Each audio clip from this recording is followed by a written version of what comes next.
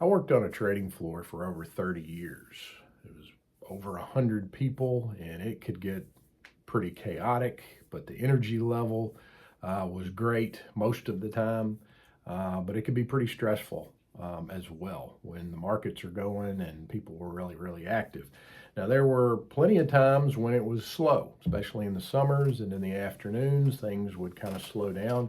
And you put 100 people together who are pretty aggressive type folks, and things get slow, their mind starts wandering and they get kind of creative.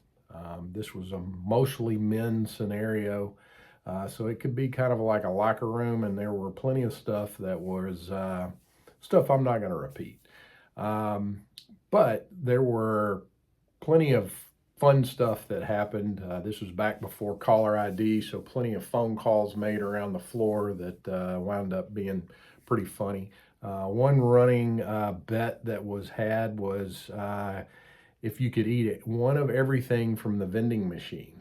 Normally, a summer intern would take that on, thinking that their stomach was rock solid, and after a bunch of chips and candy bars and Twinkies, I mean, it started backing up on them. In my 30 years there, I don't believe anybody ever was able to do that, or even just eat a dozen donuts. That was, anyway, I never took that challenge. But since we were on a trading desk, we ate at our desk.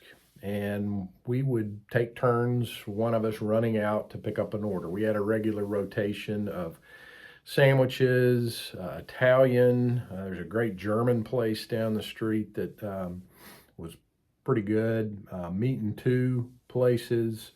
But there was a Thai place that we really liked. And so we would place an order. One guy would go pick it up, and then we would divvy them up when it was time.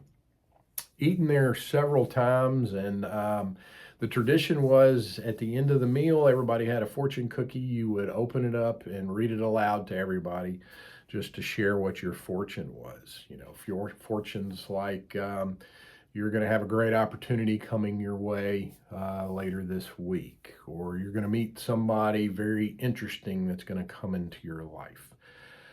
So everybody this day was reading theirs, and when it got time for mine, I opened mine up and read, "The person in front of you in line today will be cashing a check." Everybody kind of looked at each other, and I thought, that didn't sound like much of a fortune, but I kind of shrugged it off and I went back to work. A couple of weeks go by, and we order from the same place again.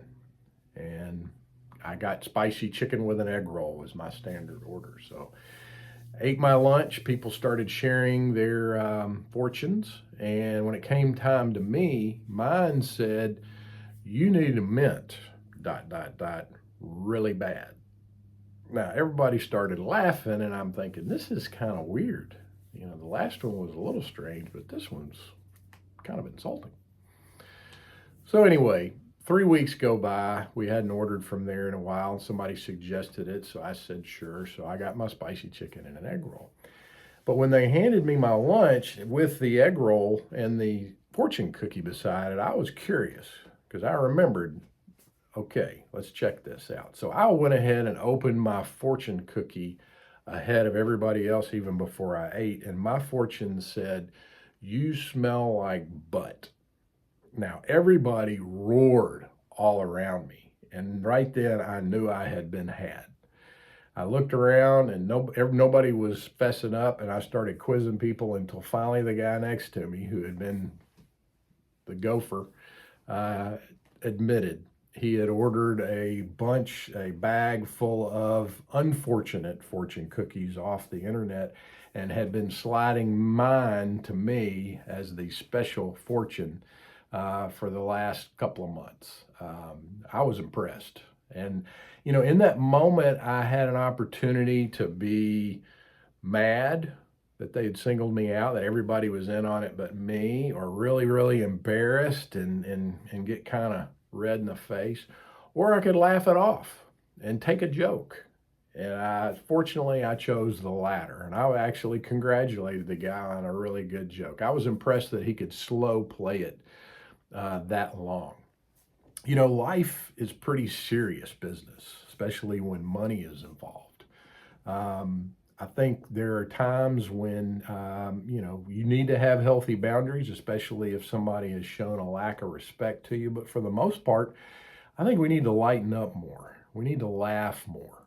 We spend most of our waking hours working, and if we don't lighten up and have some fun along the way, it can make for a pretty long, tough career. So my advice to you is be willing to laugh at yourself and lighten up. Have some fun.